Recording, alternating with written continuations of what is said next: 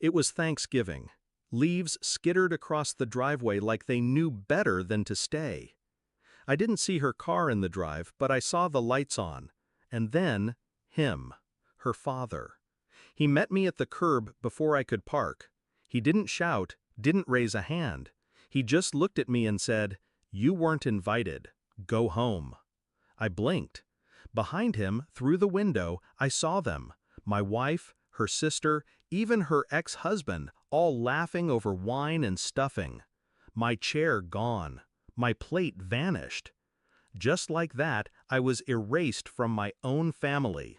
No fight, no explanation, just an empty seat and their full glasses.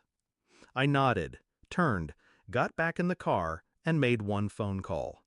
24 hours later, the first domino fell. The laughter didn't bother me, not really.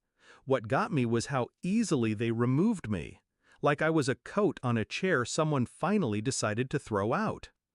I replayed the last few weeks over and over. The late-night texts she never explained, the sudden trips to see her sister, the way she started sleeping with her phone under the pillow. Then the dinner plans she canceled, twice.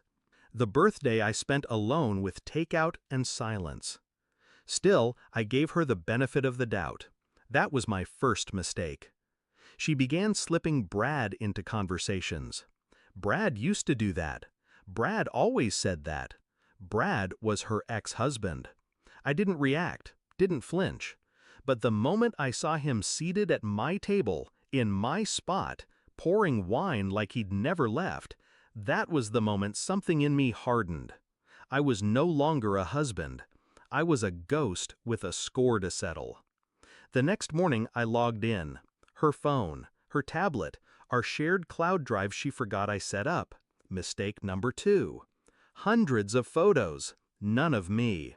All smiles and secrets. Brad holding her waist, Brad fixing the turkey, Brad helping our son with his homework. My son, or so I thought. The boy had my eyes, but I started noticing little things. Blood types, allergies, a school form she filled out with different medical history. I swabbed his toothbrush when no one was looking. 2 days later, I had the results. Not mine, not even close. I didn't cry, I didn't scream. I just closed the envelope and scheduled a meeting with my attorney. I didn't call her, I didn't show up. I waited. Waited until she sent a message asking, "Are you okay?" Then another, "We missed you." I replied with one image, the paternity report. Minutes later, she called. I didn't answer. Instead, I sent her one more thing, a screenshot of the property title transferred out of both our names into a trust under my mother's. She couldn't touch it now. Then the surveillance footage, her kissing Brad on our front steps while I was in the hospital for a migraine.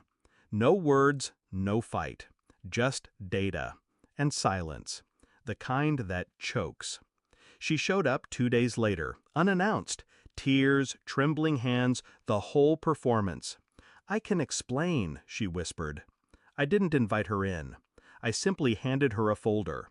Inside, divorce papers, custody arrangements, and a clause relinquishing any claim to my estate. She flipped through, dazed. "You planned this?" I nodded. "I thought we had a family," she said. "You had a fantasy," I replied. "Please, you lied. You cheated. You used my name to raise another man's son while smiling in my face."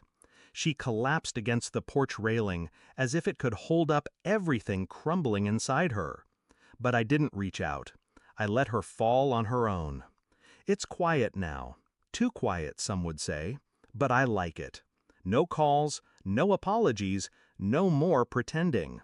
My son, his son, will grow up knowing the truth, when he's ready. Until then, I'll be the man who left not because I stopped loving him, but because I loved myself enough to walk away. Thanksgiving came again this year.